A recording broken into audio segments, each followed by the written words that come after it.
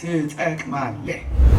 ማንም እንሁን ማን ምንም እንሁን ምን ብቻ ወደ እግዚአብሔር ከተጠጋን እግዚአብሔር የምንጠቅም ያደርገናል።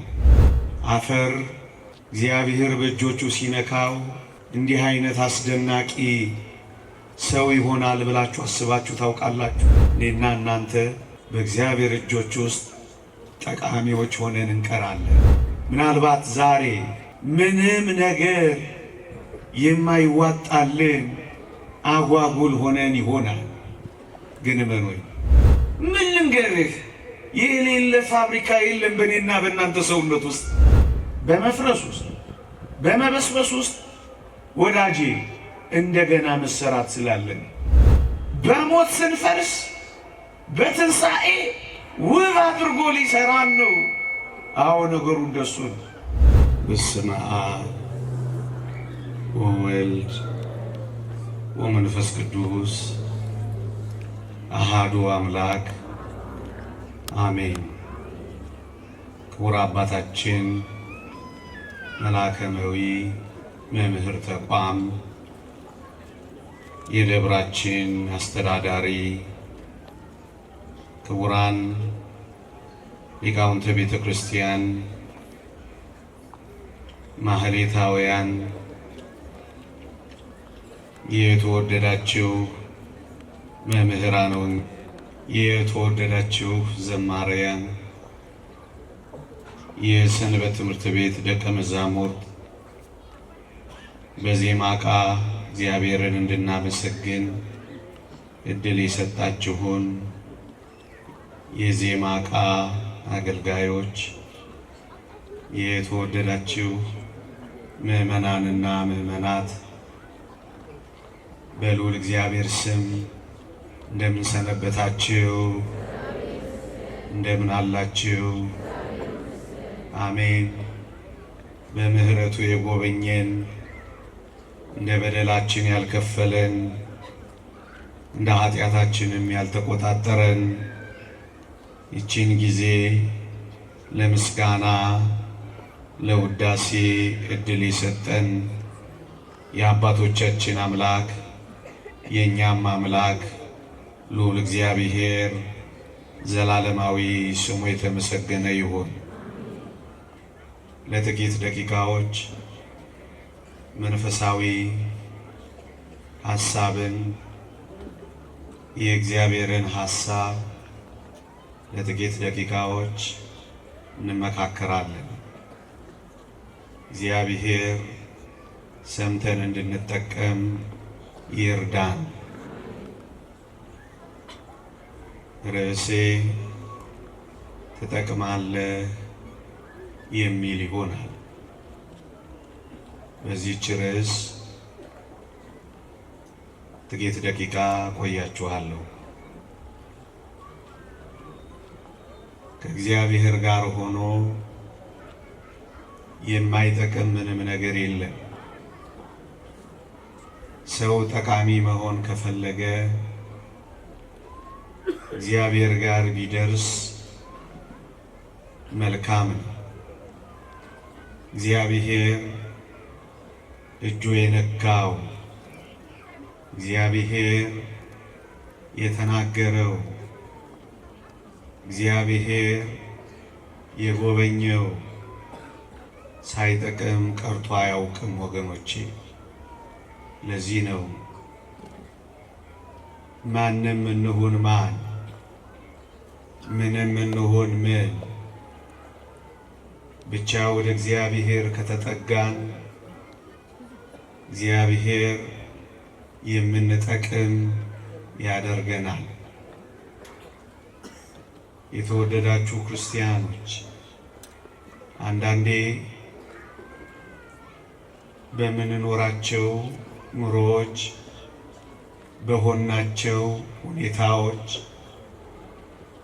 በደረሰብን ነገሮች አብዛኞቻችን የማንጠቅም እንደሆነ እየተሰማን ተስፋ እየቆረጥ ራሳችንን እየጣል ብዙ ጉዳት እናደርሳለን። ግን እውነተኛ የተስፋ አምላክ ጋር ከቀረብን ወደዚህ ወደ አስደናቂ አምላክ የሚቀርብ ሰው ሳይጠቅም ቀርቶ አያውቅም። ለዚህ ነው እኔም ይህንን ርዕስ ለዚች ምሽት ብንመካከርበት ብዬ የመረጥኩት። የተወደዳችሁ ክርስቲያኖች፣ እስኪ ከመጀመሪያው አፈር እንጀምር። ታስታውሳላችሁ? እነዚያ በእግዚአብሔር እጅ ላይ ያረፉ የአፈር ድቃቂቶች እስኪ ተመልከቷቸው። አፈር ምን ይጠቅማል ብላችሁ አስባችሁ ታውቃላችሁ? አፈር እግዚአብሔር በእጆቹ ሲነካው እንዲህ አይነት አስደናቂ ሰው ይሆናል ብላችሁ አስባችሁ ታውቃላችሁ? የተወደዳችሁ ክርስቲያኖች፣ እንደ አፈር ተራ ነገር የለም። እንደ አፈር ለስድብ፣ ችላ ለመባል፣ ለመረገጥ የቀረበ ነገር የለም። እዩት ወገኖቼ፣ አንዳንዴ የኔና የናንተ አጓጉል ስድብ እንኳን አፈር የሚል እንደሆነ እንሰማለን። እጅግ ደካማ የሆነ እጅግ የማያምር እዚህ ግባ የማይባል ይሄ አፈር እግዚአብሔር እጆች ውስጥ ሲገባ ምን ያህል ውብ እንደነበር አያችሁ? ለዚህ ነው ምንም ያክል ተራ እንሆን፣ ምንም ያክል የተናቅን እንሆን፣ ምንም ያክል ቁም ነገር የሌለን እንሆን፣ እንዴ ከአፈር እግዚአብሔር እንዲህ ያለ ውብ ነገር ከሰራ ወገኖቼ፣ ዛሬ እኮ እኔና እናንተ ከአፈር የምንበልጥ እኮ ነን። አፈር እኮ በጣም ደካማ ነው፣ ሲይዙት የሚጨበጥ ነው። ለምን እንደ አፈር ተራ፣ ለምን እንደ አፈር ደካማ፣ ለምን እንደ አፈር ቁም ነገር ያጣ ለምን አንሆንም? ብቻ ራሳችንን በልዑል እግዚአብሔር እጆች ውስጥ ከከተትን እመኑኝ፣ አፈር ከጠቀመው በላይ፣ አፈርን ጠቃሚ ካደረገው በላይ እኔና እናንተ በእግዚአብሔር እጆች ውስጥ ጠቃሚዎች ሆነን እንቀራለን። ምናልባት ዛሬ በጣም ደካማ ሆነን ይሆናል። ምናልባት ዛሬ በጣም ልፍስፍሶች ሆነን ይሆናል። ምናልባት ዛሬ ምንም ነገር የማይዋጣልን አጓጉል ሆነን ይሆናል። ግን እመኑኝ፣ በእኔና በእናንተ ሰውነት ውስጥ ያለው ጠንካራው አጥንት የቆመው ከአፈር ነው። እግዚአብሔር ያሳያችሁ። ይህ አፈር እንዲህ ያለ ብርቱ ጠንካራ አጥንት ያስገኛል ብላችሁ ታስባላችሁ? አዎ። ዛሬ ምናልባት በዓለም ፊት እጅግ በጣም ምስኪንና ደካማ ልንሆን እንችላለን። በእግዚአብሔር እጆች ውስጥ የገባች አፈር ብርቱ አጥንት እንደሆነች እመኑኝ፣ እግዚአብሔር እጆች ላይ ያረፈችም ነፍስ እንደዚህ አይነት ጠንካራ ትሆናለች። ደካማዋ ትጠነክራለች፣ ልፍስፍሷ ትበረታለች፣ አንካሳዋ ትቆማለች፣ ተራዋ ትከብራለች፣ ሰው ትባላለች። እግዚአብሔር አፈርን እንደዚህ ጠቃሚ ካደረገው ወዳጄ አንተማ በእግዚአብሔር እጆች መካከል ካረፍክ ምንኛ ጠቃሚ እንደሆን ካሰብከው።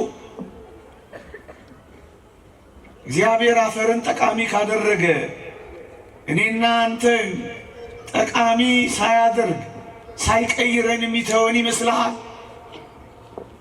ብቻ እጆቹ ላይ ይረፍ፣ ብቻ እቅፍ ውስጥ ግባ፣ ብቻ ጠቃሚ ወደሚያደርገው አምላክ ተጠጋ። እግዚአብሔር ጠቃሚ አድርጎ ይቀይረሃል። ዛሬ ደካማ ሆነ ሊሆን ይችላል። ብርቱ የምትሆንበትን አድራሻ ልንገርህ። እግዚአብሔር እጆች ላይ ብርቱ ትሆናለህ። እግዚአብሔር ክንዶች ላይ ጠንካራ ትሆናለህ። እግዚአብሔር መስራት ይችልበታል። ልፍስፍሱን ብርቱ አድርጓል። የሚበተነውን አፈር ሰብስቦ አቁሟል። የተበተንኩ ነኝ አትበል። ይልቅ እግዚአብሔር ክንዶች ላይ ረፍና እንዴት እንደምትሰበስብ ታየዋለህ። የባከነው አፈር እንዴት ጠቃሚ እንደሆነ ተመልከቱ። ያ ጥቁር አፈር እንዴት ያማረ የተዋበ መልክ እንደያዘ እየው። በጣም ውብ ነህ። በጣም አስደናቂ ፍጥረት ነህ። ከዚህ አፈር እኮ ነው እግዚአብሔር በእኔና በእናንተ ሰውነት ውስጥ ከ6 በላይ ፋብሪካዎች የገነባው። እነዛ ደቃቂ የአፈር ልቃቂቶች፣ የአፈር ደቃቃዎች እንዲህ አይነት አስደናቂ ሰው የሚሰሩ ይመስላል። በእኔና በአንተ ውስጥ አስገራሚ የሆነ ነርቨስ ሲስተም አለ። አስገራሚ የሆነ የኤሌክትሪክ ሰርኪዩት አለ። ምን ልንገርህ፣ የሌለ ፋብሪካ የለም በእኔና በእናንተ ሰውነት ውስጥ። ይህ እኮ የተሰራው በእግዚአብሔር እጆች ውስጥ ነው። ያንተ መሰሪያ፣ ያንተ መጠንከሪያ፣ ያንተ መበርቻ እመነኝ የእግዚአብሔር እጆች ናቸው። የእግዚአብሔር እጆች ሲያበጃጁ ትዋባለህ። የእግዚአብሔር እጆች ሲሰሩ ትጠነክራለህ። በጣም ጠቃሚ ትሆናለህ። አፈርን ማን ጠቃሚ አድርጎ አስቦት ያውቃል? እግዚአብሔር እጆች ውስጥ ግን ጠቃሚ የማይሆን የማይቀየር የለም ወዳጄ። ነገሩን ትንሽ ከፍ ላድርገው። የተወደዳችሁ ክርስቲያኖች ታስታውሳላችሁ፣ ከበደል በኋላ በእኔና በእናንተ ላይ እግዚአብሔር ሞትን ትሞታላችሁ ብሎ ሞትን አውጆብን ነበረ። ግን እግዚአብሔር ይሄንን ሞት ያመጣው የማይጠቅም አድርጋችሁ ታስቡታላችሁ? ሞትን እንኳን የሰጠን ወገኖቼ፣ ይሄ ከሞት በላይ አስቀያሚ አለ? ከሞት በላይ አስፈሪ ነገር ነበር? ከሞት በላይ በእውነት የሚያስጨንቅ ነገር ነበር? ሞትን እንኳን ሳይቀር ጠቃሚ እንደዳረገው ታውቃለህ? ልንገርሃ፣ ለምን እግዚአብሔር እንድንሞት የፈቀደ ይመስልሃል? ጨካኝ ሆኖ አይደለም። ሞትህን እንኳን ሞት የሚባለውን እሱን እንኳን ሳይቀር ለእኔና ለእናንተ ጠቃሚ አድርጎ እግዚአብሔር ይቀይረው ነበር። እንዴት ካላችሁ ወይ የተወደዳችሁ ክርስቲያኖች፣ እግዚአብሔር በመፍረሳችን ውስጥ፣ እግዚአብሔር በመበስበሳችን ውስጥ፣ እግዚአብሔር ከአፈር ጋር በመቀላቀላችን ውስጥ እግዚአብሔር እንደገና ይሰራል ነበር። ደግሞ አለው። ለምን አፈር ውስጥ እንድንገባ ፈለገ እግዚአብሔር? ሊጎዳን መስሎ ነው? አይደለም። በመፍረስ ውስጥ በመበስበስ ውስጥ ወዳጄ እንደገና መሰራት ስላለን።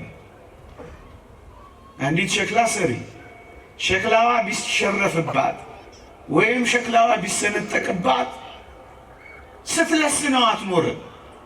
ታፈርሰውና ታቦካውና ታላቁጠውና ከዛስ የተሻለ ምርጥ ዕቃ አድርጋ ትሰራዋለች። ወዳጅ እግዚአብሔር የሚያደረገው እንደዚህ ነው። በሞት ስንፈርስ በትንሣኤ ውብ አድርጎ ሊሰራን ነው። አዎ ነገሩ እንደሱ ነው። መሰሪያችን ያደረገው እንዲህ ይላል እግዚአብሔር ቃል፣ በውርደት እንዘራለን፣ በክብር እንነሳለን። በድካም እንዘራለን፣ በኃይል እንነሳለን። በመበስበስ እንዘራለን፣ ባለመበስበስ እንነሳለን። ሞትን እንኳን ሳይቀር የክብርህ መንገድ አድርጎ ጠቃሚ አድርጎ እንደቀየረልህ ልንገርህ። ስትሞት ትከብራለህ። የእሱን መልክ የእሱን ክብር እያብለጨለጭን እንድናሳይ ሆነን በአዲስ የትንሣኤ አካል እንነሳለን። ወዳጄ እግዚአብሔር ሲናገር የሚጠቅም ነገር ነው የሚናገረው ወገኖች።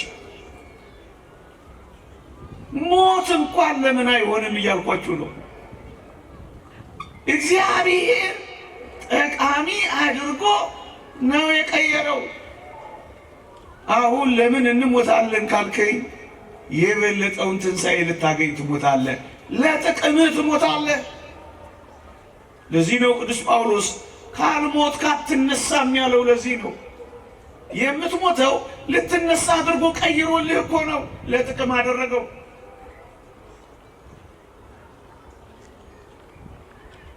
ሞት ያለ ሕይወት ለመስጫ አደረገው እያልኩ ሞት እንኳን ሳይቀር እንዲህ ጠቃሚ አድርጎ ከቀየረው እግዚአብሔር እኔና እናንተ እኮ የሞት ያክል እኮ አስፈሪዎች አይደለንም። የሞት ያክል እኮ አስደንጋጮች አይደለንም። ሞትን እንኳን ለጥቅም ካደረገው እኔ አንተን፣ አንቺን፣ እኛን ሁላችንን ለጥቅም አድርጎ መቀየር የሚያቅተው ይመስልሃል? መራራ የሚባለው ሞት እንኳን ያ አጋግ እንደተናገረው ሞት እንዴት መሪር ናት እንዳለው መራራ የምትባል ሞት እንኳን ጣፋጭ ሆና ከተቀየረች ከመራራ ሕይወት ውስጥ ጣፋጭ እግዚአብሔር ሊሰራ እንደሚችል አታምነው? ከመራራ ውስጥ ጥፍጥ የሚያወጣ እግዚአብሔር መሆኑን አልተረዳህም? አሁን ምሬት ውስጥ ልትሆን ትችላለህ። ዝም ብሎ ይቻላል እያልኩ አይደለም። ይሄው እየነገርኩ ነው። ሞትን ጣፋጭ ለሆነው ትንሣኤ የቀየረው እግዚአብሔር ከሆነ የኔና የእናንተን መራራ ጣፋጭ አድርጎ መቀየር፣ እንዲጠቅም አድርጎ መለወጥ እግዚአብሔር ይችላል። ይሄ ነው ተስፋችን። እባክህ መራራዬን አጣፍጠው። እሱ ነው ከኛ የሚጠበቀው። እግዚአብሔር እጆች ላይ የማይቀየር ምን አለ? ይሄው ሁለት ጽንፎቹን ነገርኳችሁ። ሞት እንኳ ቢሆን አፈር እንኳ ቢሆን እነዚህን ለጥቅም አድርጎ ከቀየረ እግዚአብሔር ለጥቅም የማያደርገው ነገር የለም ማለት ነው። እኔም አንተም የምንጠቅምበት ሕይወት አለ እግዚአብሔር ዘንድ ወገኖቼ። ለዚህ ነው ሞትን እንኳን ሳይቀር ጠቃሚ። ለዚህ ነው ቅዱስ ጳውሎስ ለእኔ ሕይወት ክርስቶስ ሞትን ጥቅም ነውና ያለው እኮ ለዚህ ነው ወገኖቼ። እግዚአብሔር እያንዳንዱን ነገር ለጥቅማችን አድርጎ ይቀይረዋል ወገኖቼ። ጠቃሚ አንድ መምህር የተናገረውን አስታውሳለሁ። በጣም የሚደንቅ ሐሳብ አንስቶ ነበር አስታውሳለሁ። ልጅ እያለስ ሲያስተምረን እንኳን አዳም በደለ፣ እንኳን አዳም ተሳሳተ ይል ነበር ይሄ አባት። ለምን የሚለው ሲመልስ ምን እንደሚል ታውቃላችሁ?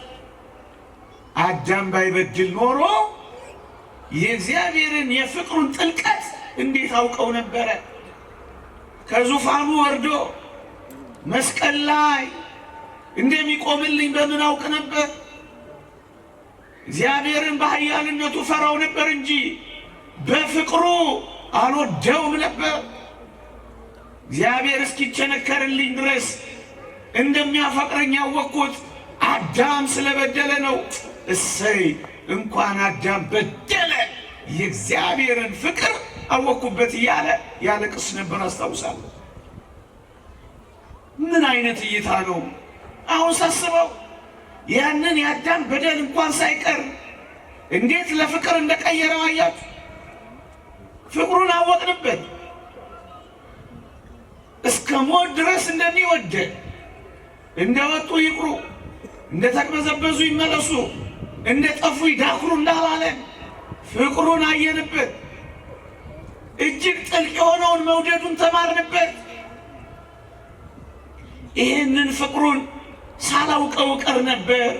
እንኳን አዳም በደለ ይል ነበር። ወገኖቼ፣ የተወደዳችሁ ክርስቲያኖች፣ አሁን እኔና እናንተ ቀድሞ ከነበረን ከጥንት ፍጥረት የሚበልጥ ክብር ውስጥ የከተተን አዳም በመበደሉ ነበርና ይህ አባቴ ያነሳና እንኳን በደለ ይሄ ሥጋዬ በዘባነ ኪሩብ ተቀምጦ አምላክ አይሆንም ነበረ።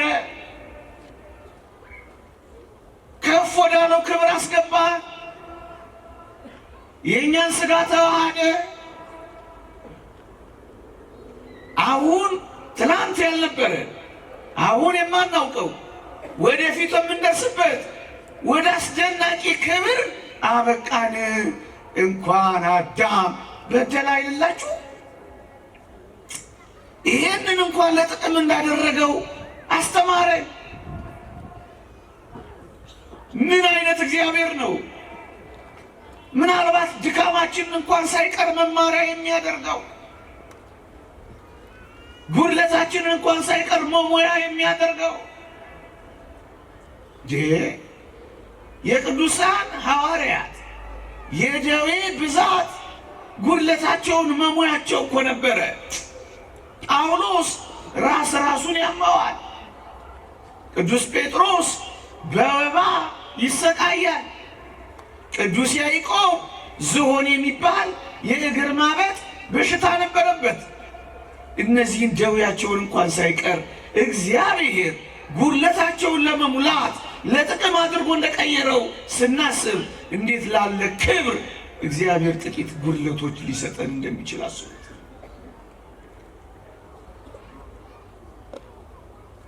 መዋረዳችንን ለክብር አድርጎ ሲቀይረው አይደንቃችሁም? እግዚአብሔር የበደልነውን ሲክስ ካሰብነው በላይ ሲያደርገው አይመስጣችሁም? እግዚአብሔር ይህንን እጅግ አስደናቂ በደል እንኳን ሳይቀር ለጥቅም አድርጎ ፍቅሩን እንድናውቅበት፣ ማንነቱን እንድንማርበት፣ ስለኛ ያለውን ውድ እንድንረዳበት፣ የበለጠ ፍቅሩ ውለታ እንዲያስይዘን ጉልበቱ ሳይሆን ለኛ ያለው የፍቅር መሰጠቱ እንዲያሸንፈን ማድረጉ አይደንቃችሁም? ለዚህ ነው ይህ አባት የተመሰጠው። እንኳን እሰይ በደለ፣ ጌታዬን አየሁት፣ ጌታዬን ተማርኩት፣ ጌታዬን ተዋሃድኩት፣ ሥጋውን የምበላ ደሙን የምጠጣ ሆንኩ። በፊት እኮ ቢሆን በገነት ካሉ ዛፎች መካከል እምበላ ነበር። አሁን ግን እግዚአብሔር እንዴት ለጥቅም እንዳደረገው ተመልከት። ሥጋውን የምበላ ደሙን የምጠጣ ከእሱ ጋር የምዋሃድ ሆንኩ። እንዴት ይደንቃል! እንዴት ይደንቃል! ይሄንን እንኳን ለጥቅም ያደርገዋል። አደረገው፣ ለወጠው። ታዲያ ምን ልንገራችሁ? ከዚህ ውጪ አፈርን፣ ሞትን፣ መበደላችንን እንኳን ሳይቀር እግዚአብሔር ለክብር አድርጎ ለወጠው። ወገኖች ለወጠው። የተወደዳችሁ ክርስቲያኖች፣ ቅድም በመግቢያ ላይ በየትኛውም ሁኔታ በየትኛውም አኗኗር ውስጥ ልንሆን እንችላለን። እመኖኝ፣ ወደ እግዚአብሔር ከተጠጋን ጠቃሚ አድርጎ ይቀይረናል። አስባችሁታል? ሳውል የተባለው ጳውሎስ ጠቃሚ ሊሆን ይችላል ብላችሁ አስባችሁ ታውቃላችሁ እንዴ? ቤተ ክርስቲያንን ሲያሳድድ አብሮት ተማሪ የሆነ ወንድሙ እስጢፋኖስ ሲወገር እሱ ሊያብስ ያዥ ነበር፣ ጨካኝ ነበር።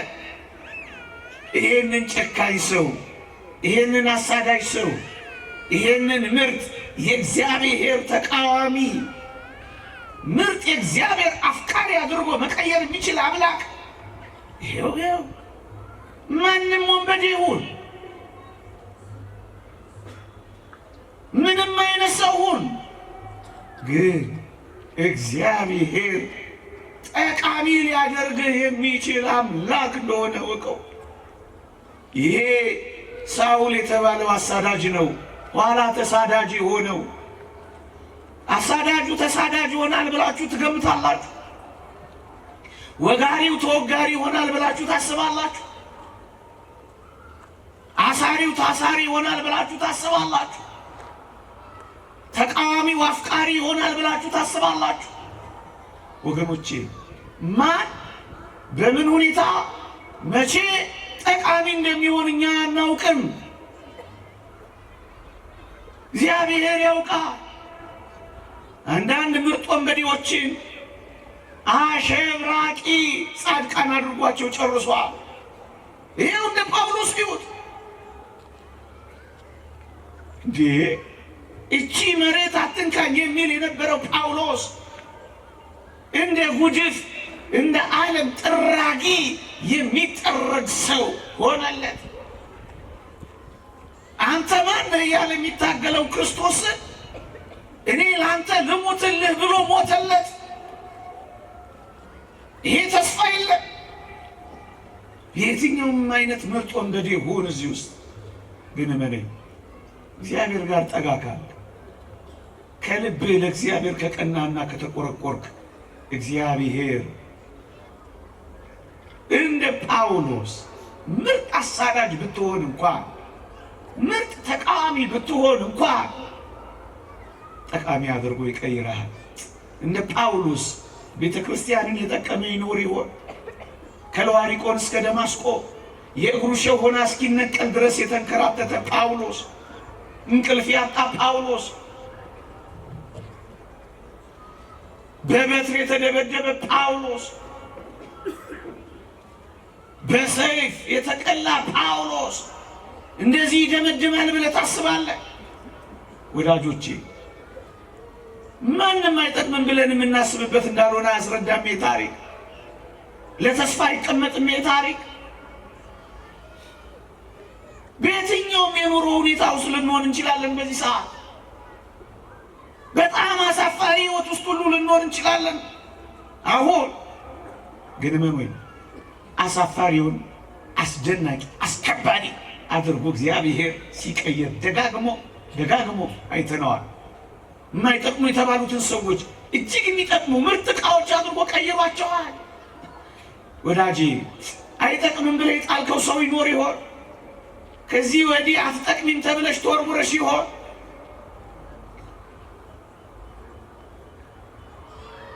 ምእመናን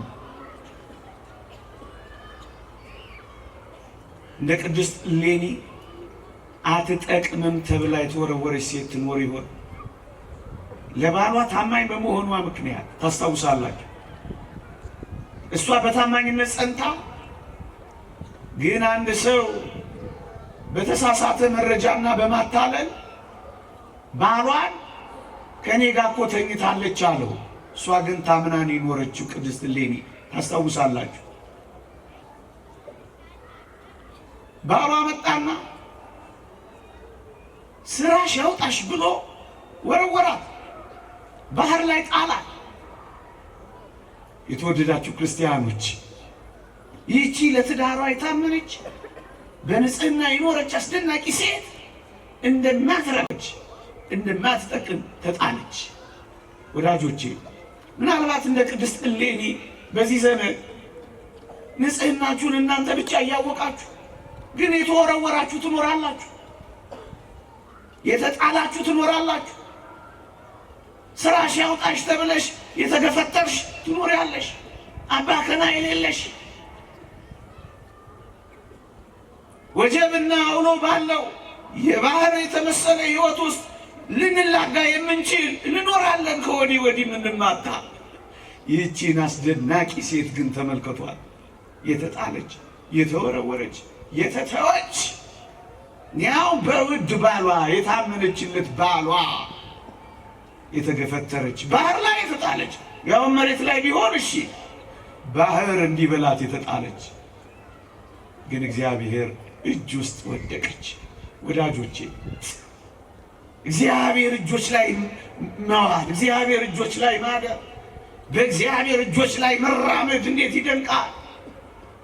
ይዋትችን ሴት ንጹህ ናት፣ ግን ተወረወር የማትጠቅም ተደርጋ ተጣለች። እውነት አይመስልም? እቺ ሴት አሁን ለሰሚ ግራ አይሆንም? ይበላት አያስብልም? አያስፈርድባትም? ባሏ እንዲህ መከራ እየበላ እየሰራ እሷ ቤቷ ተቀምጣ ምን ታርግ? ተመቻታ፣ ደላታ፣ ተቀማጠለቻ። እንዲህና እንዲያ ልናወራባት እንችል ይሆናል እቺን ሴት። የተወደዳችሁ ክርስቲያኖች እቺን አስደናቂ ሴት ተመልክቷት። በጣም የምትደንቅ ሴት፣ የመገፋት ሕይወቷን ግን አላበላሸባትም። ጸናች፣ ተገፍታለች፣ ግን መገፋቷ ሕይወቷን አላበላሸባት። እኔ ለእግዚአብሔር ስታመን ምን ነው እግዚአብሔር ለእኔ ሳይታመን ቀረ ብላ እግዚአብሔር ጋር ስትታገል አልተገኘች። ወገኖቼ አንድ ቀን ተገፍተን ለዘላለም እንደተገፋ ስንኖር አናሳዝንም? ሰው አንድ ቀን ጥሎን፣ እኛ ግን ከዛ በኋላ ተስፋ ቆርጠን ለዘላለም ራሳችንን ሱስ ውስጥ ጣል የለንም?